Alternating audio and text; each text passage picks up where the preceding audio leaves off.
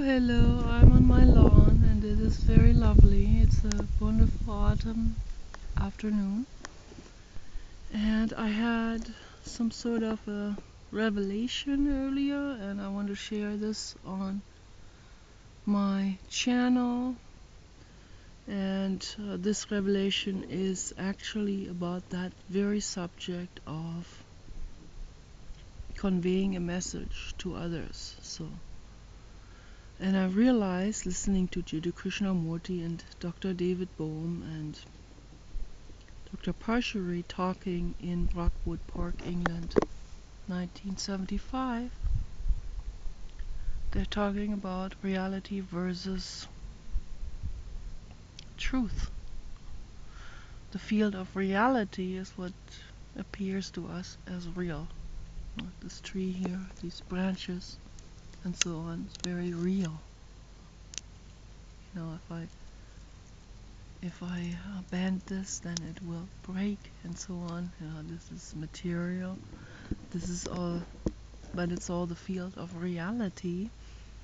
And the question is that truth? This is the question. So they're examining certain items and they compare them to one another and say, is this truth? So, or is that made from thought? So the wallpaper, the pattern on it, made by thought, made by humans. The tree is not made by humans. The tree has grown on its own. This tree, they all grow on their own.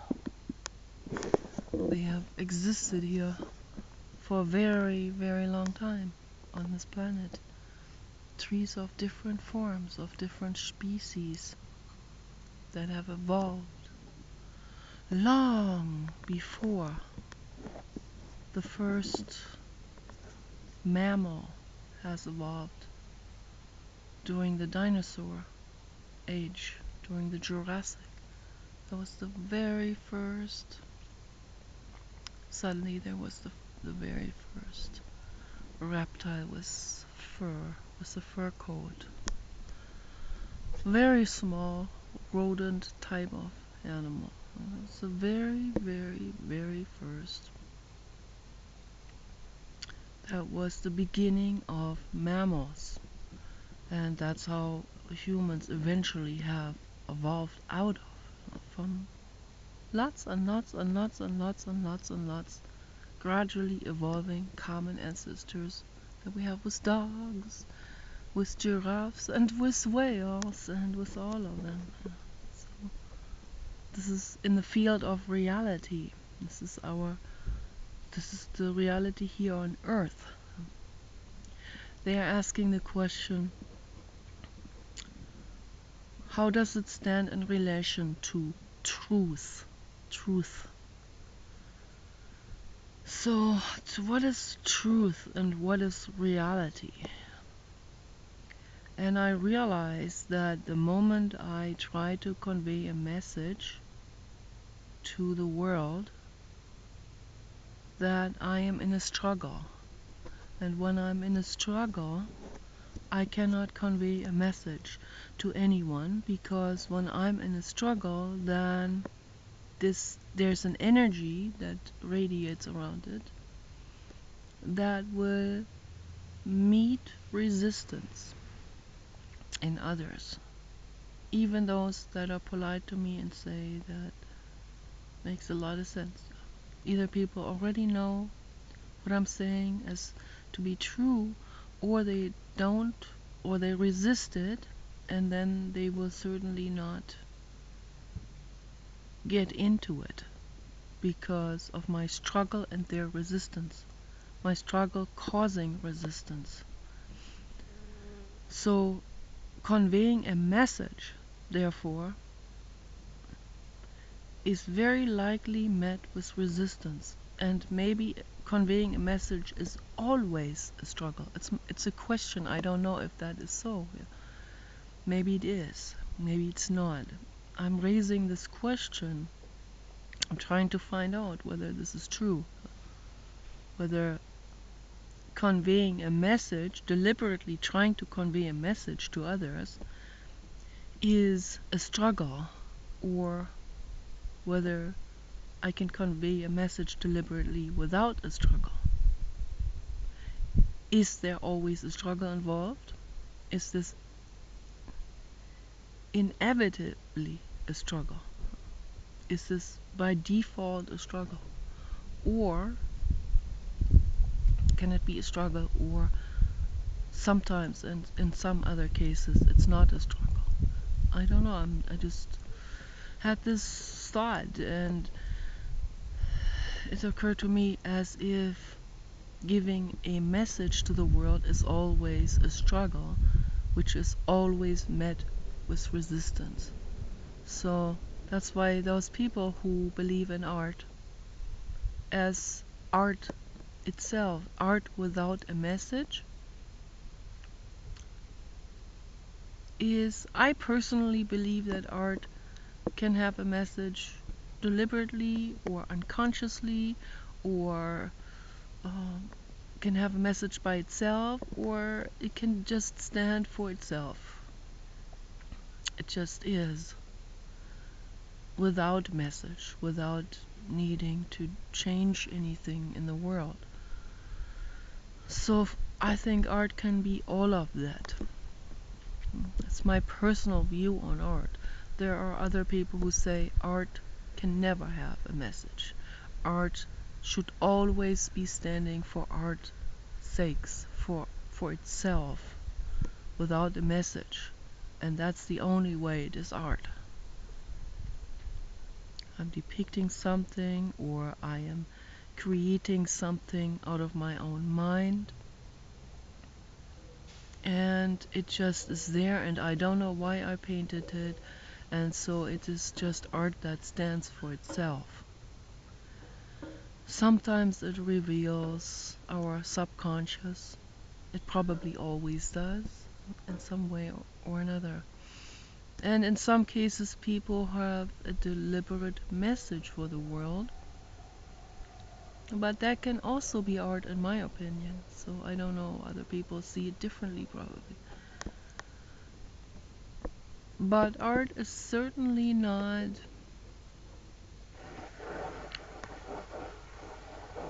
in my opinion, art is not never violence. Okay? Never. If someone depicts violence and sells it as art, it's, in my view, that's not art. Because in my view, art is love.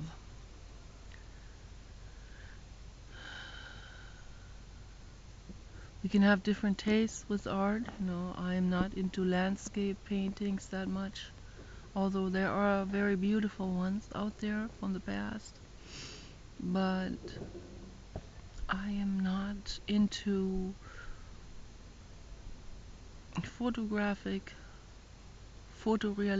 artwork. I'm not into replicating something that I see 100% the way it is. That's also art, but I'm not into it. I'm into abstractions, so I'm into morphing things. So I have a certain affinity for something, like basset hounds, and I will paint them. Then these paintings will go through yet another transformation. I will exaggerate those things that I find particularly artistic about dogs, and I will make them more pronounced, or I will make it more, I will just make it more into how I already see it, from the perspective I already see it. So to me, that is modern art, and that is morphing something out of its natural state. A lot of people are opposed to it, because morphing something out of its known shape is always, it always challenges people's egos. most people's egos. That's why modern art has never been embraced, really.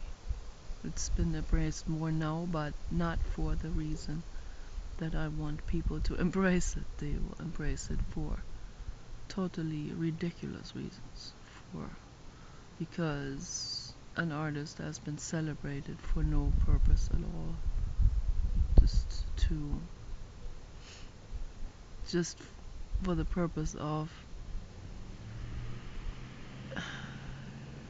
raising the prices more and more and more. There's a mafia behind it also, be careful.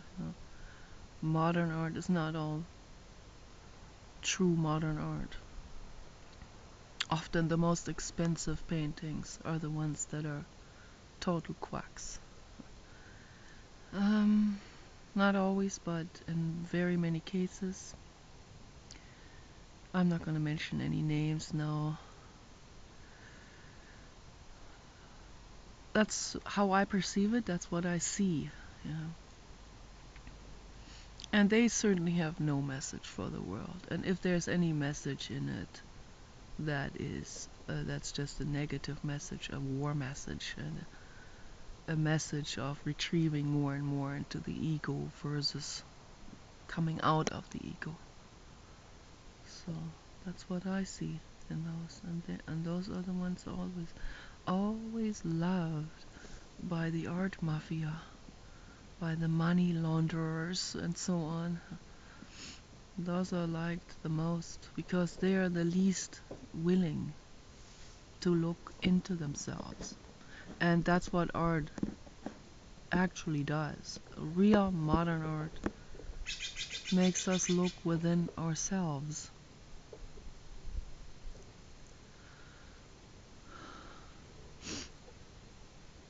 And that's the only way to move forward. That's the only way for freedom. That's the only way for mental freedom, physical freedom, peace and love. Is introspection.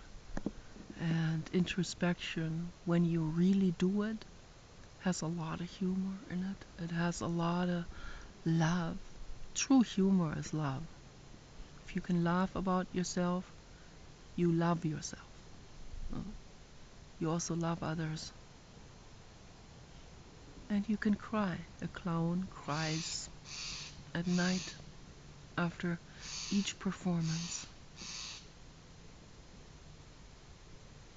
And that's also love. It's all love. Being stagnated and pretending to be someone we are not, that's the opposite of love. That's the opposite message. It's a hate message, a war message. It's an oppression message. It's suppression, resistance, and so on. That's why religion is the opposite of the love message. Religion is a hate message for the world. I want people to really, really look into this. Really look into that. Religion, what religion is today, Not what religion in the original sense set out to be. Bring back to the table. We all meet and we bring back to the table. People go their ways, they make experiences, and they bring these stories and experiences back to the table, and they share that with each other. That was called religio. And then it became something else later on. People didn't allow others to talk anymore. Someone else's experiences weren't accepted anymore. One person took over. And that's when it became religion in the sense that we experience it today. Jesus, from what I have read in alternative books, I don't know if any of this is true, but the way it feels, I can only say how it feels in my gut instinct. The real Jesus was someone who practiced religio, bringing back to the table empowering people, giving everyone an equal chance to tell their story and to and big ant or something, and to share that and to gain from this collective knowledge. So that's what the purpose was. So it wasn't about fabricating something and then making other people believe it. It was real stories and what we learn from it, and how we can make our lives better, how we can improve ourselves. It was about improvement, constant and never-ending improvement, as the Japanese call it. They have a name for it called kaizen. And that's what Jesus, the original Jesus, was all about. Empowering women. You are beautiful, yeah, he will say. You are precious the way you are. You don't need to bow down to anyone. You don't need to bow down to the Roman king. And naturally, the people empower the Roman king, or Herodes, or that Pontius, and whoever was in charge during Jesus' lifetime certainly did not accept that message, because he wanted to continue having power. And it is the same old thing that will continue on for the next millions of years, unless we introspect. Unless we introspect now and really question ourselves and question our motives. Everyone, CEOs of the corporations, because the corporations are really the string holders today. The politicians have almost nothing to say anymore.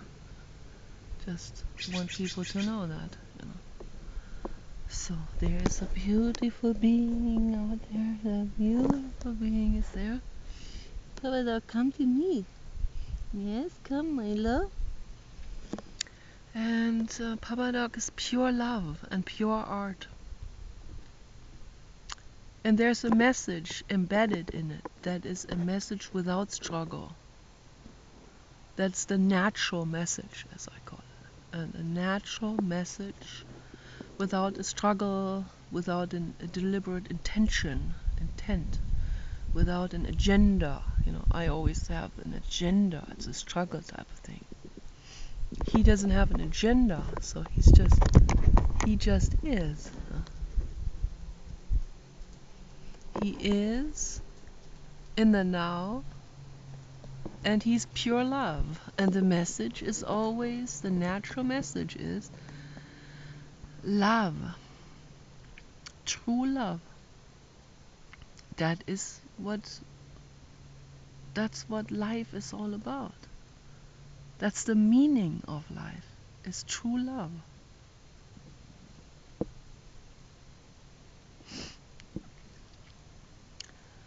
And so I'm trying, I'm hoping, I'm wishing that this will sort of make sense. And if it doesn't, then I have to accept that too. And like I said earlier, upstairs, as I was painting, listening to Jiddu Krishnamurti and Dr. David Bohm, and the other guy, Mr. Parshare, Dr. Parshare, they were talking about this, and I just realized, the struggle is really the struggle also in chat rooms, the struggle, because there's always a struggle in it that is glued to it. I know, if I'm really honest with myself, and that's what introspection is all about, It is a struggle. It's also ego. It's, what am I gonna say next, to how am I gonna convey this message, like my life depends on it. And it sort of does, but it doesn't, because I see the importance of people introspecting. But as long as I'm struggling, I'm not going to convey the message. It's as simple as that. So, but I thought it would be nice to make a video here in the garden and talk about this. So you guys take care.